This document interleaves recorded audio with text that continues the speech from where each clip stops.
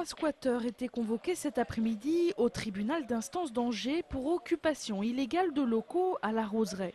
Depuis plusieurs semaines, ils sont en effet une dizaine de sans domicile fixe, quelques demandeurs d'asile et des gens de passage à vivre dans cet immeuble appartenant à la Soclova.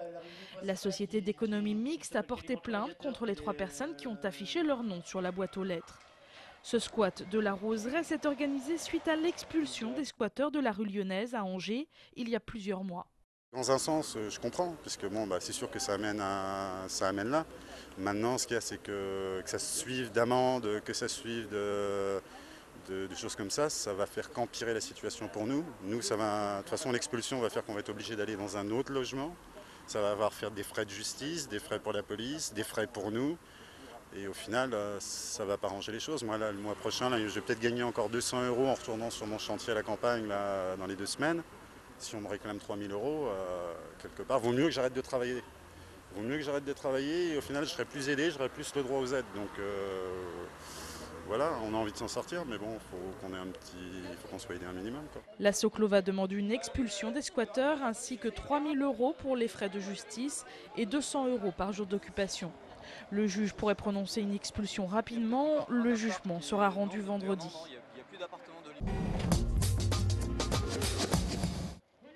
Il y a une semaine, les salariés de Thomson avaient effectué un débrayage pour manifester leur inquiétude quant à l'avenir du site d'Angers.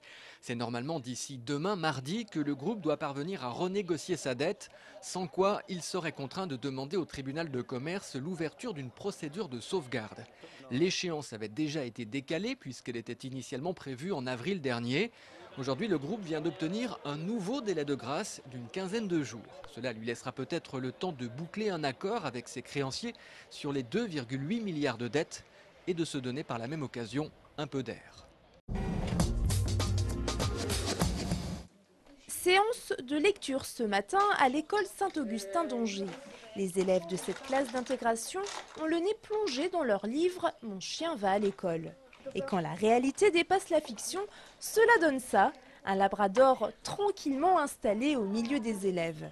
Bora est un chien d'éveil. Depuis le mois de septembre, elle assiste Brigitte, l'enseignante de cette classe d'enfants en difficulté. C'est un animal extrêmement calme, elle est douce comme une peluche, donc c'est pour tous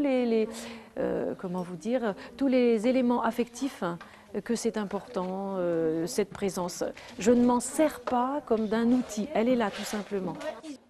Bora devait devenir chien guide d'aveugle, sauf que trop sensible au bruit, elle a été entre guillemets réformée, puis adoptée par Brigitte, qui rêvait depuis très longtemps d'avoir un chien dans sa classe.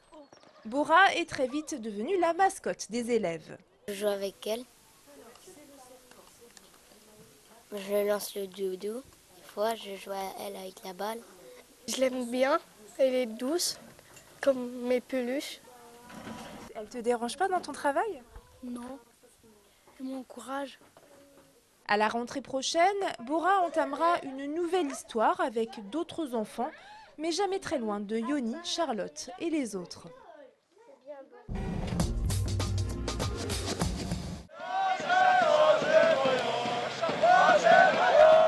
La joie, samedi soir, des handballeurs d'Angers-Noyant. Ils ont remporté le titre de champion de France de N1 face à l'équipe d'Asbrook. Victoire d'autant plus forte que ce titre est le premier remporté par le club depuis sa création il y a 20 ans. Il y a 3 semaines, Angers-Noyant obtenait déjà son accession en D2. Bref, tout va bien pour les handballeurs qui couronnent avec ces victoires une saison exemplaire. On n'y a jamais vraiment pensé. Au départ, on voulait vraiment jouer la montée, monter en 2e division. Et maintenant, le fait que le titre pouvait être accessible, on a fait un gros match à Asbrook.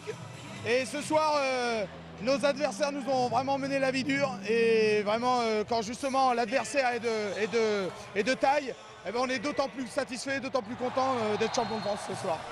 Le groupe s'est formé au fur et à mesure des matchs. Malgré les défaites, on est resté soudés. Et ça, c'est la preuve vivante qu'on est un groupe et qu'on va le rester pendant un bon moment. Et là, maintenant, à la soirée, là, je pense qu'on va bien enchaîner. Mais c'est 20 000 km quand même.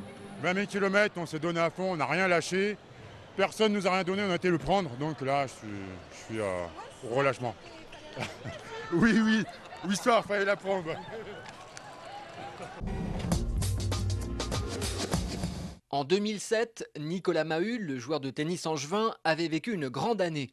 Finaliste au tournoi du Queen's à Londres, après avoir sorti Rafael Nadal, il avait malheureusement buté devant Andy Roddick. 2009 semble également être une bonne année, alors qu'il reprend tout juste la compétition après une blessure à l'épaule. Sorti en 8e de finale du Queen's la semaine dernière, il vient de se voir proposer une wildcard pour Wimbledon, suite de sa campagne anglaise à partir de dimanche prochain.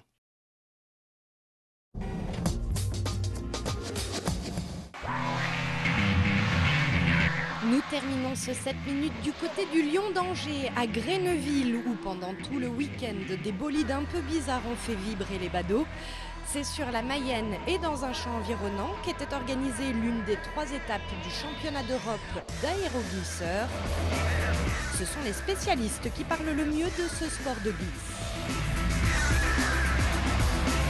L'aéroglisseur, c'est un appareil qui se déplace sur un coussin d'air. En fait, on envoie de l'air sous pression, à faible pression, de l'ordre de 50 kg au mètre carré, qu'il soulève. Et en fait, l'appareil vole sur un coussin d'air, un film d'air. Et c'est pour ça qu'il va aussi bien sur l'herbe, sur le sable, sur la neige, sur l'eau. C'est ça qui le fait fonctionner. Et il y a une hélice qui le propulse, qui le fait avancer. Et on se dirige comme un avion avec des gouvernes. Donc c'est des machines qui ont un tapis d'air sous la coque de à peu près 15 cm. Donc on n'a aucun contact avec le sol, ce qui veut dire aussi qu'on n'a pas de frein. Donc c'est ce qui complique un petit peu le pilotage de la machine, quoi. Quand on voit les machines évoluer, on a l'impression que ça enfile les bouées d'une façon très facile, alors que le pilote se bat énormément dans la machine justement pour arriver à contrôler l'assiette de la machine. Le pilotage est basé sur la correction de l'assiette en permanence, c'est-à-dire la position de l'appareil sur le sol sur lequel il évolue. Ça peut être sur l'eau avec un peu de vent et l'appareil décolle. Et puis après, évidemment, face aux autres compétiteurs. Donc oui, il faut être compétiteur pour pouvoir faire ce sport. Oui. Ce qui est très agréable, c'est qu'on a des sensations de vol, quoi, en fait. On est vraiment sur un tapis d'air. Et quand, par exemple, sur ce circuitaire, là où il y a quelques bosses, il y a des moments où vraiment on vole. Donc c'est des sensations très intéressantes.